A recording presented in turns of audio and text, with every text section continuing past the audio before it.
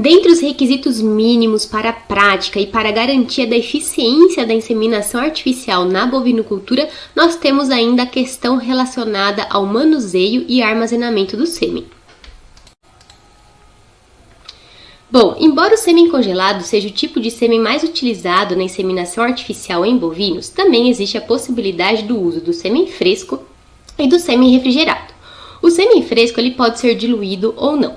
Existem algumas marcas comerciais de diluentes no mercado. Esses diluentes apresentam em sua composição uma solução tampão associada a antioxidantes, antibióticos e fontes energéticas como carboidratos, entre outras substâncias. O diluente ele tem como função conferir um ambiente propício justamente para garantir a viabilidade espermática.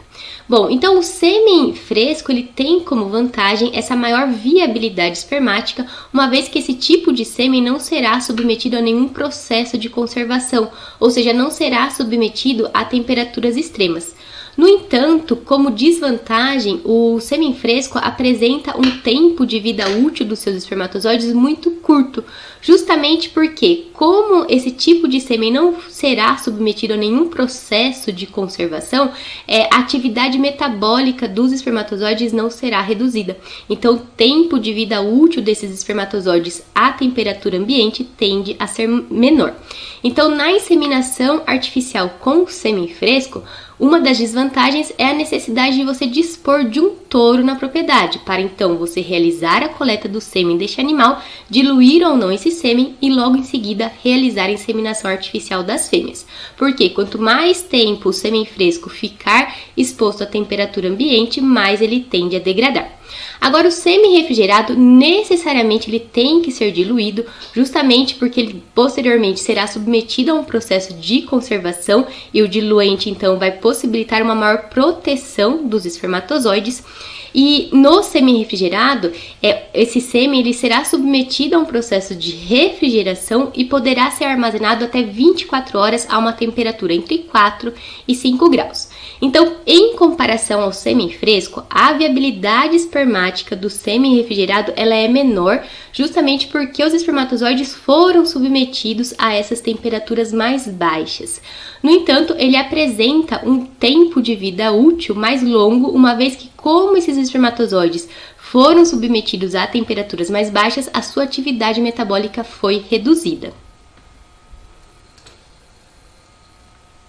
Devido a isso, é possível utilizar a dose inseminante na realidade com o uso do sêmen fresco, ela pode ser menor do que a dose inseminante com o uso do sêmen refrigerado, justamente porque no sêmen fresco a viabilidade espermática é maior. Agora, a vantagem do sêmen refrigerado em comparação ao sêmen fresco é que você não necessariamente precisa dispor de um touro na sua propriedade. Como esse sêmen pode ficar armazenado até 24 horas, é possível comercializar, ou seja, adquirir sêmen refrigerado de touros de propriedades vizinhas ou de alguma central de coleta e processamento de sêmen que esteja relativamente próxima à sua propriedade. Tá, mas e o sêmen congelado? Por que ele é mais utilizado na inseminação artificial em bovinos? Justamente devido ao seu maior potencial de armazenamento em comparação ao sêmen fresco e ao sêmen refrigerado, o que favorece o transporte, a comercialização desse tipo de sêmen no território nacional, além de possibilitar a importação e exportação de genética.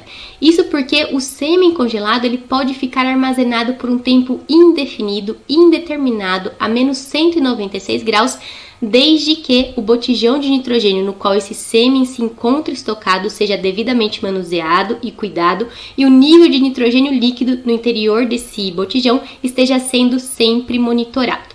Tá ok, mas como que eu obtenho esse sêmen congelado?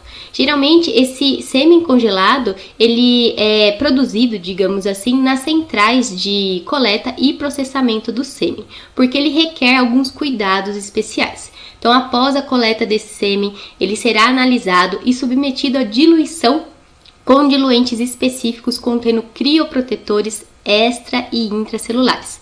Isso porque, como o espermatozoide será submetido a temperaturas abaixo de zero, esses crioprotetores servem justamente para proteger os espermatozoides de possíveis injúrias decorrentes do processo de congelamento e posterior descongelamento no momento da inseminação artificial. Dentre os crioprotetores, o mais utilizado é o glicerol, mas nós também temos etileno glicol, DMSO, gema de ovo, lipoproteína, entre outros. Então, após a diluição do sêmen e exposição a esses crioprotetores, o sêmen então será submetido a uma curva de refrigeração e congelamento. Essa curva utiliza uma queda gradual de temperatura até o momento então que essas doses inseminantes poderão ser imersas no nitrogênio líquido. E assim, envasado em palhetas devidamente identificadas, respeitando a dose inseminante para o sêmen congelado, esse tipo de sêmen permanecerá imerso em nitrogênio líquido, podendo ser mantido nessa condição por um tempo indefinido e indeterminado. No entanto, apesar do maior potencial de armazenamento, a dose inseminante com sêmen congelado ela deve ser maior do que a dose inseminante com sêmen refrigerado e a dose inseminante com sêmen fresco. Isso porque no sêmen congelado, como já disse anteriormente, os espermatozoides são submetidos a um manuseio mais intenso e a temperaturas mais extremas. Então, a viabilidade espermática nesse tipo de sêmen tende a reduzir.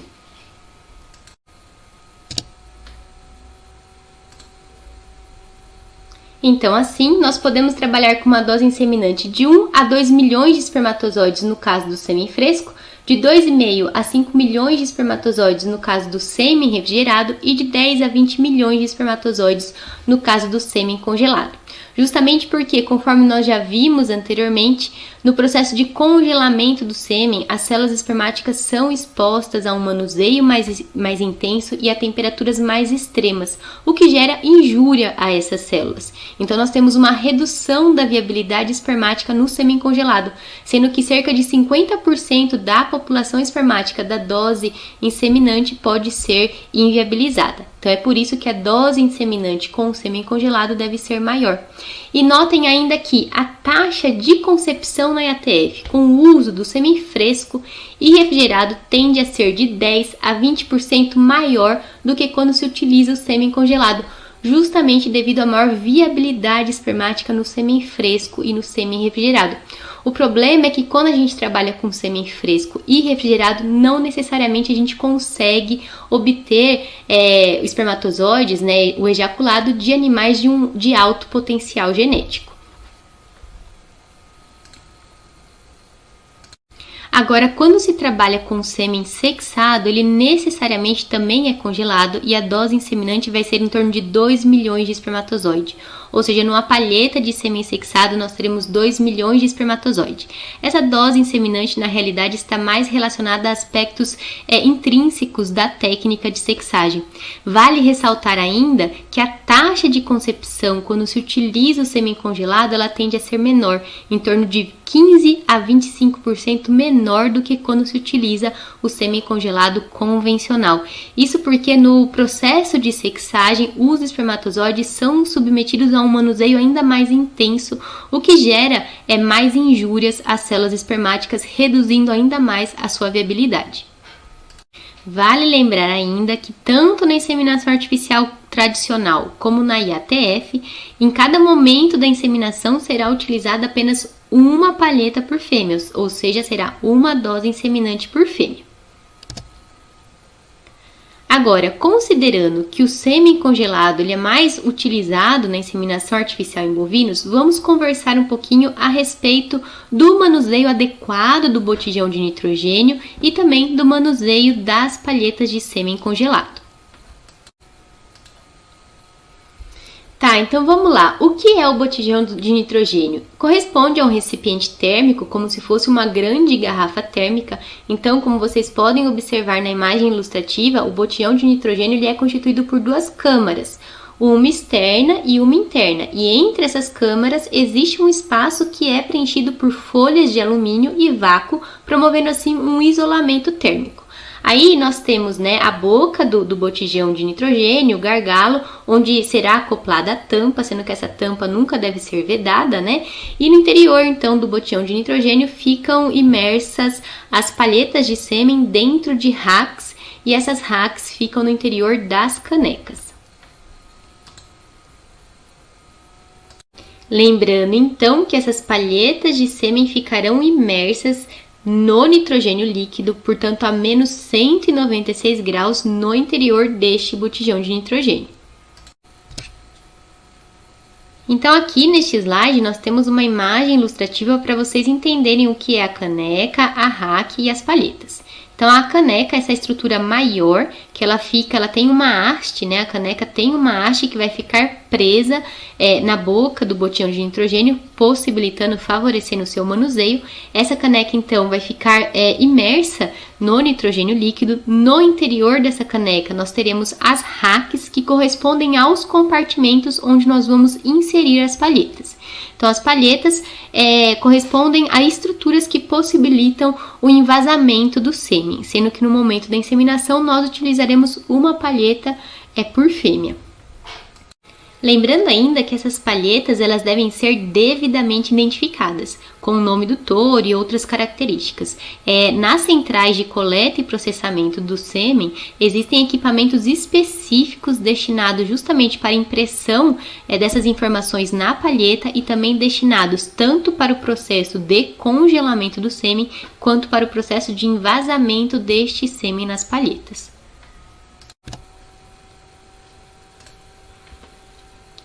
Agora, com relação ao manuseio do botijão de nitrogênio, também conhecido como botijão criogênico, é importante mantê-lo sempre em posição vertical para evitar o extravasamento do nitrogênio líquido ou a dispersão de palhetas no seu interior, mantê-lo protegido da radiação solar para não prejudicar sua capacidade de isolamento térmico e também é importante mantê-lo em locais ventilados e secos. Aqui uma informação importante: caso haja necessidade de transporte do botijão de nitrogênio, esse deve ser transportado no interior de caixas específicas destinadas a esse fim e, se possível, na carroceria do veículo. Se não for possível, se houver necessidade do transporte do botijão de nitrogênio no interior da cabine, no interior do veículo, é importante que vocês transportem o botijão de nitrogênio com as janelas do veículo abertas. Porque o nitrogênio líquido é uma substância volátil, então que está sempre em expansão, em evaporação, e ao inalar essa substância, isso pode causar uma certa sonolência e dor de cabeça. Vale ressaltar ainda que deve-se evitar movimentos bruscos para impedir que ocorra o tombamento do botijão de nitrogênio ou qualquer injúria que acabe prejudicando o seu potencial de isolamento térmico.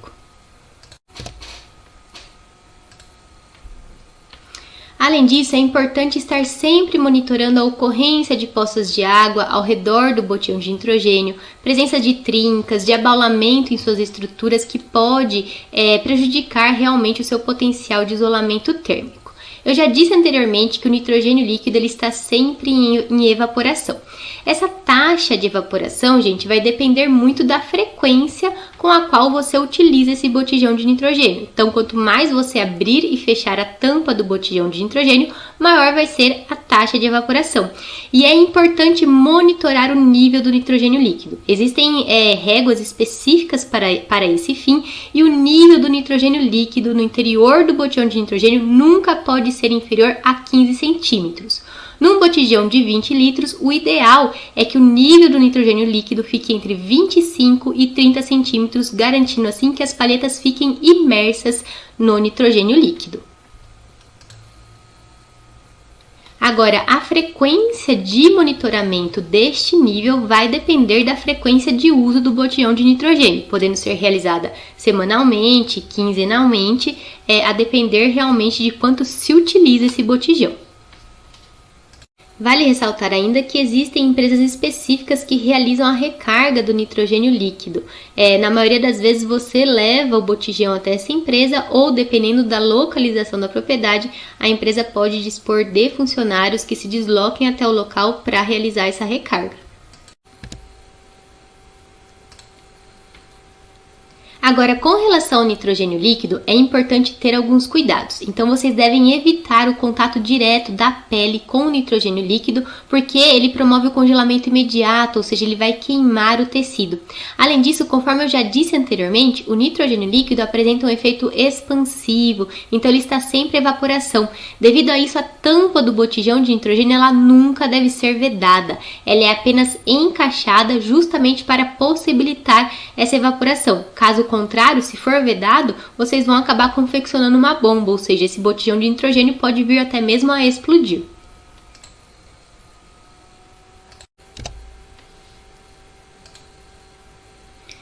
Agora, aqui nessas imagens ilustrativas que constam nesse slide, vocês conseguem observar que as hastes das canecas se prendem na região do gargalo do botijão de nitrogênio. E aí vocês podem identificar as canecas. Vamos supor, se vocês tiverem uma caneca repleta com palhetas de sêmen de um mesmo touro, vocês podem colocar na haste ali da caneca uma fita crepe e identificar essa caneca com o nome do touro. Além disso, as racks também vêm identificadas. Então, quando vocês adquirem uma rack repleta com sêmen de um mesmo touro, né, essas racks também vão vir identificadas, além da identificação que consta nas palhetas. Agora, com relação ao manuseio das palhetas de sêmen, no momento do descongelamento dessas palhetas para realizar a inseminação artificial, observem que as canecas nunca devem ser removidas completamente do botijão de nitrogênio. Porque pensem só, as palhetas contendo sêmen, elas estão submetidas a uma temperatura de menos 96 graus. Se vocês removem a caneca do interior do botijão de nitrogênio, vocês vão promover um choque térmico e vão prejudicar praticamente todas as doses inseminantes que se encontram no interior dessa caneca. Então, as canecas nunca devem ser removidas do interior do botijão de nitrogênio. Vocês vão subir com a caneca no interior do botijão de nitrogênio, mantendo uma distância de até 7 centímetros da região do gargalo. E daí, posteriormente, conforme vocês podem observar na imagem ilustrativa, vocês vão pegar uma única rack, expor o mínimo possível essa rack na região do gargalo do botijão de nitrogênio e, com o auxílio de uma pinça, retirar a palheta que vocês querem utilizar para a inseminação artificial. Esse manejo, gente, é muito importante para garantir a manutenção da qualidade das doses inseminantes que existem no interior desse botijão de nitrogênio. Então, observem que a caneca não deve ser removida do botijão de nitrogênio e a rack ela é exposta o mínimo possível ali na região do gargalo do botijão de nitrogênio. Apenas a dose inseminante do interesse de vocês, ou seja, apenas a palheta do interesse de vocês, que será completamente removida do botijão de nitrogênio. Então, beleza, nós já temos todo o embasamento teórico, agora vamos para a técnica da inseminação artificial em bovinos. Então, no dia da inseminação artificial, é importante que as fêmeas que foram observadas em cio já estejam próximas ao curral, ao centro de manejo para facilitar o processo. Então, ao chegar na propriedade, primeiramente vocês vão procurar um local para dispor os seus materiais, os equipamentos necessários para a realização da inseminação artificial. Posteriormente, com a fêmea devidamente contida num possível tronco de contenção, vocês devem inicialmente realizar a limpeza do reto, utilizando para isso uma luva de palpação. Então, o reto dessa fêmea deve ser limpo para evitar que no momento da inseminação artificial essa fêmea defeque, evitando assim qualquer possibilidade de contaminação de infecção uterina. Posteriormente, depois que o reto estiver completamente limpo, vocês devem higienizar toda a região da genitália externa, Então, higienizar ao redor do ânus e também ao redor da vulva, com água corrente, podendo até mesmo secar com papel, se necessário.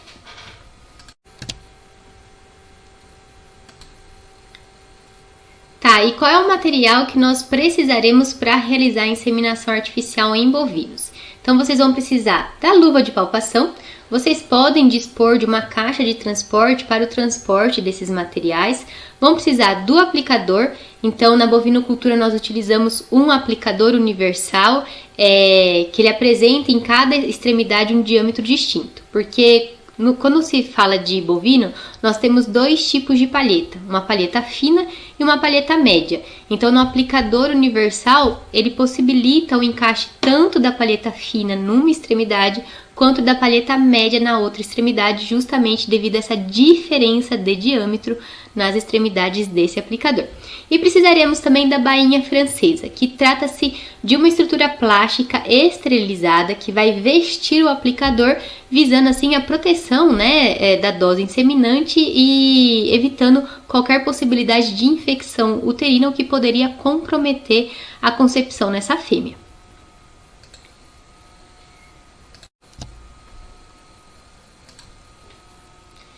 Agora, no caso da inseminação artificial com sêmen congelado, no momento da inseminação artificial, as palhetas de sêmen devem ser descongeladas. Então, no caso do sêmen congelado bovino, o descongelamento dessas palhetas deve ser realizado mergulhando essas palhetas em água a uma temperatura de 36 graus. É importante que a temperatura da água não esteja muito abaixo disso, senão o processo de descongelamento será mais lento, e nem muito acima disso para não prejudicar a viabilidade espermática da sua dose inseminante.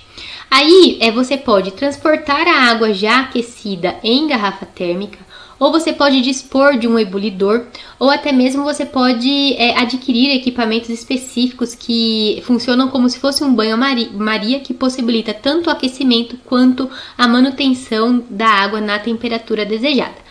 A vantagem de você transportar água aquecida numa garrafa térmica é quando você vai em propriedades que às vezes não dispõem de tomadas próximas ao centro de manejo onde será realizada a inseminação artificial. Aí, além disso, você vai precisar de uma caixa de isopor, então, para despejar essa água, e é no interior dessa caixa de isopor, então, que daí você vai mergulhar a palheta para realizar o seu descongelamento. É importante dispor ainda de um termômetro, se possível digital, justamente para monitorar a temperatura da água. Agora, quantas palhetas eu devo descongelar por vez? Então, você deve descongelar uma palheta por fêmea, uma palheta a cada inseminação artificial.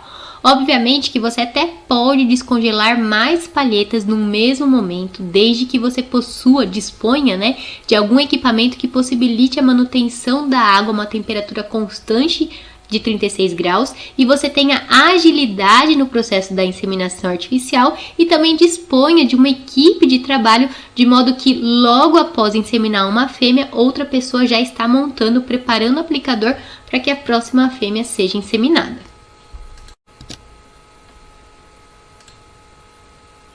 Então, conforme eu já disse anteriormente, no momento do descongelamento da palheta, a caneca não deve ser removida do botijão, a rack deve ser exposta o mínimo possível e a palheta que será utilizada para inseminação artificial deve ser removida do interior da rack com o auxílio de uma pinça para evitar o contato direto da palheta com a sua pele. Após o descongelamento da palheta, se vocês observarem, a palheta, em uma das extremidades, ela apresenta no seu interior uma estrutura esbranquiçada que vai funcionar como uma espécie de êmbolo. E na extremidade oposta da palheta, ela encontra-se vedada ou por uma substância, que é o álcool polivinílico, ou ela pode encontrar-se com a sua extremidade mais amassadinha. Então, após o descongelamento da palheta, essa extremidade oposta à extremidade da palheta, onde encontra-se o êmbolo branquinho, deve ser cortada antes de encaixar essa palheta no aplicador, na bainha e consequentemente no aplicador de sêmen. Por quê? Justamente o êmbolo da palheta que será movido por meio do êmbolo do aplicador, possibilitando a ejeção, a deposição do sêmen no interior do sistema reprodutor da fêmea. Aí vocês podem utilizar uma tesoura comum ou existem kits na realidade que para inseminação artificial em bovinos que já vem todos esses materiais, E muitas vezes vem um cortador de palheta específico.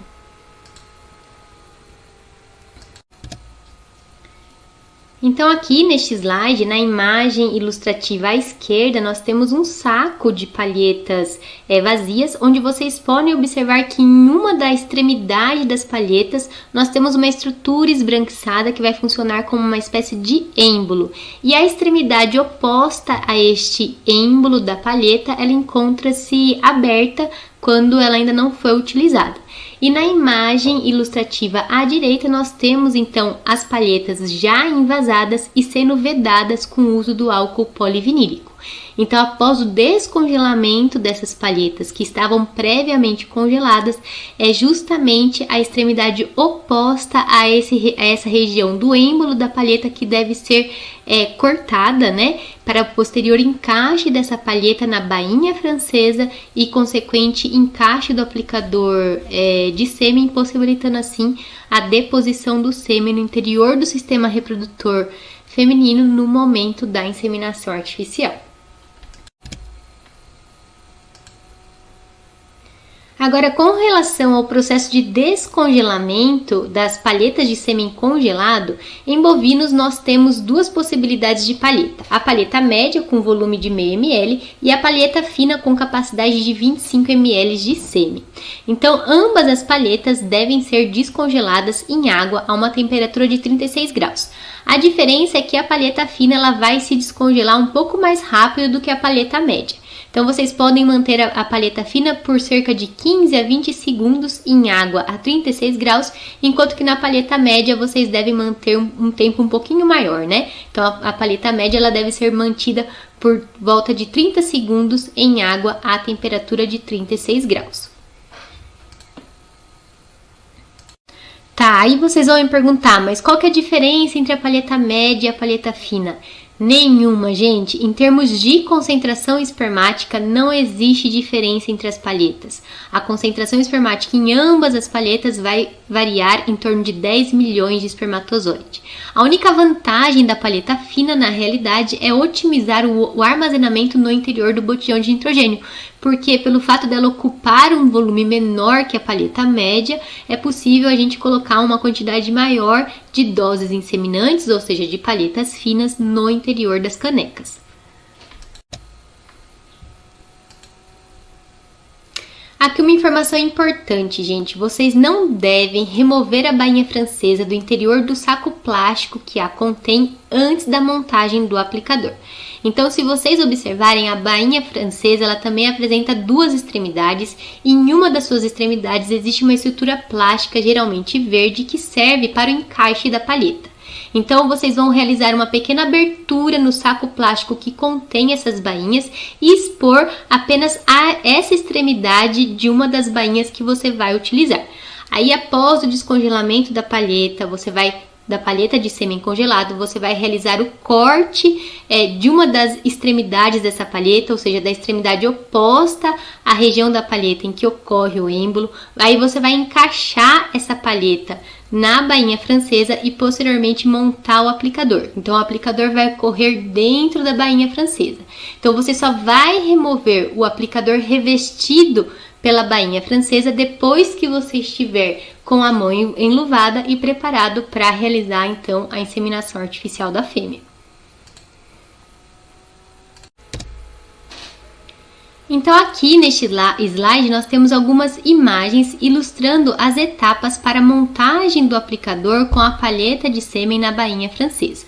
Então, após o descongelamento da palheta de sêmen congelado, nós iremos cortar uma das suas extremidades, cortaremos a extremidade oposta à região da palheta em que ocorre aquele êmbolo branco.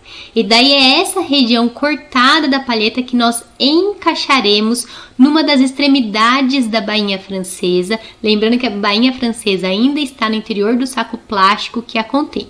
E daí, posteriormente, nós vamos vestir a palheta com o aplicador e empurrar esse aplicador no interior da bainha francesa, levando em consideração que quando nós trabalhamos com o aplicador universal, ele apresenta duas extremidades, cada extremidade com diâmetro distinto.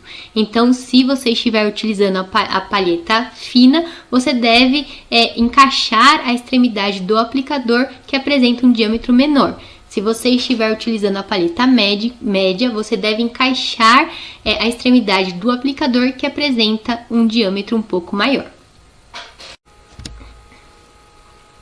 Aí, com o aplicador devidamente montado e com a mão devidamente enluvada, você vai remover esse aplicador envolto pela bainha francesa do saco plástico que continham as bainhas francesas e se dirigir até a fêmea.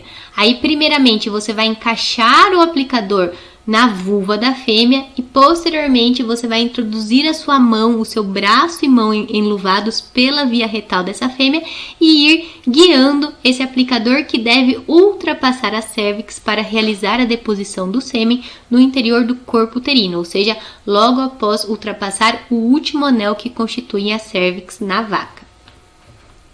Então, depois que você ultrapassa a cérvix e alcança o útero, você empurra o êmbolo do aplicador para realizar, então, a deposição do sêmen no interior do sistema reprodutor da vaca. Tá, mas aí eu estou realizando o processo da inseminação artificial e a vaca urina ou defeca e você já está com o aplicador lá no interior do sistema reprodutor feminino. Você deve remover o aplicador? Não, você vai continuar o processo e finalizar a inseminação.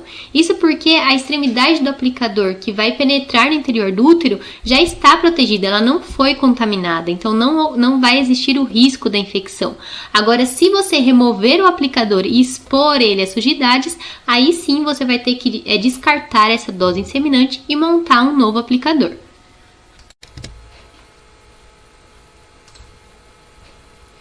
Após a inseminação artificial, então, vocês vão remover o aplicador do interior do sistema reprodutor da fêmea, vão descartar todas as estruturas plásticas, bainha, palheta, luva de palpação e vocês podem também realizar uma massagem ali na comissura ventral da vulva da fêmea, onde fica o clítoris, para promover contrações no sistema reprodutor, favorecendo a propulsão dos espermatozoides em direção ao local da fecundação.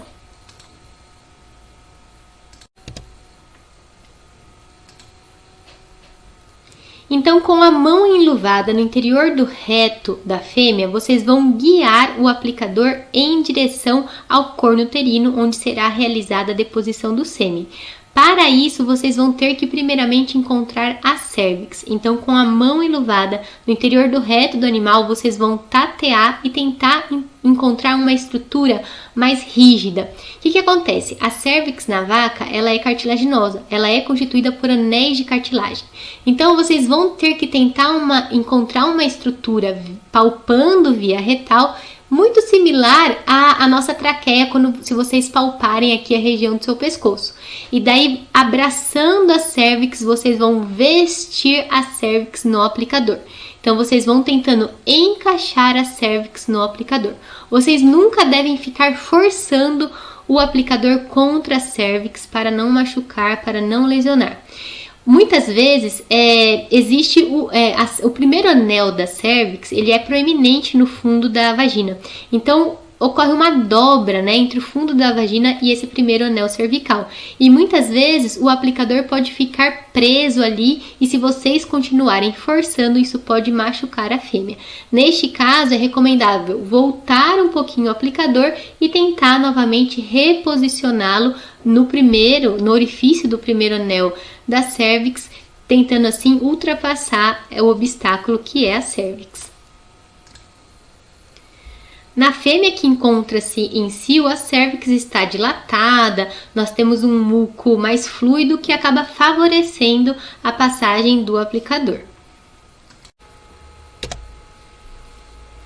Outra dica é a seguinte: quando vocês encontrarem a cérvix via palpação retal, vocês podem empurrá-la mais para frente, mais adiante, justamente para esticar o fundo da vagina, favorecendo assim, auxiliando, né, o encaixe do aplicador no primeiro anel que constitui a cérvix. E daí vocês conseguem sentir que o aplicador está passando pelos anéis da cérvix e a deposição do sêmen deve ser realizada logo após o aplicador ultrapassar completamente a cérvix, ou seja, no interior do corpo uterino. Vocês conseguem perceber isso, vocês conseguem perceber que quando o aplicador ultrapassa completamente a cérvix, você não tem mais resistência. Então é nesse momento que você vai realizar a deposição do sêmen. Então, quando você realiza a deposição do sêmen no corpo do útero, nós teremos a dispersão dos espermatozoides para ambos os cornos. Então, não existe necessidade de saber em qual ovário ocorreu a ovulação. Existe a possibilidade de você tentar introduzir mais o aplicador visando a deposição do sêmen no interior do corno uterino. Só que isso requer mais prática, mais habilidade do profissional que está realizando a inseminação artificial, e você também deve previamente saber em qual dos ovários houve ovulação para fazer a deposição desse sêmen no corno ipsilateral ao ovário em que existe o corpo lúteo. Agora, a deposição do sêmen mais profunda no corno uterino, né, só deve ser realizada por um profissional devidamente capacitado, porque se ele penetrar demais com o aplicador no interior do sistema reprodutor, ele pode acabar machucando a mucosa que reveste internamente os cornos uterinos e, dependendo da força que for implicada, até mesmo perfurar o corno uterino dessa fêmea. E além disso, não existe muita diferença em termos de eficiência quanto à deposição do sêmen no interior dos cornos ou no interior do corpo uterino. Então, a técnica é considerada tradicional, convencional, consiste na deposição do sêmen no interior do corpo do útero logo após ultrapassar o último anel que constitui a cérvix. Outro detalhe que eu esqueci de comentar é o seguinte: quando vocês forem introduzir o aplicador no interior do sistema reprodutor da fêmea, então vocês vão abrir a vulva para evitar o contato da ponta do aplicador que está recoberta pela bainha em qualquer outra região que não seja o interior do sistema reprodutor, evitando assim contaminação. Então, quando vocês introduzirem o aplicador, ele deve ser introduzido com a sua extremidade voltado mais para a região dorsal do corpo da fêmea, justamente para evitar que você introduza a ponta desse aplicador no orifício da uretra, né, que você acabe entrando com o aplicador pela uretra e desembocando na bexiga. Então, no início, você entra com o aplicador voltado mais para a dorsal e depois você continua com ele reto. Então, após a inseminação, vocês devem, como eu já havia dito anteriormente, descartar todas as estruturas plásticas, luva de palpação, bainha, palheta e higienizar o aplicador. Obviamente, quando vocês precisam inseminar várias fêmeas em um dia, vocês não vão higienizar o aplicador entre uma fêmea e outra, né? Justamente porque a bainha francesa já serve para proteger o aplicador, então não há essa necessidade. Mas ao final do dia, depois de várias inseminações, é importante que vocês limpem, né? Lavem com água, sabão, água corrente e desinfetem, por exemplo, com álcool o aplicador. E também façam o registro das informações, né? Anotando então qual que é a vaca, o número da vaca, a data em que ela foi inseminada, qual o sêmen de qual touro que foi utilizado, assim por diante.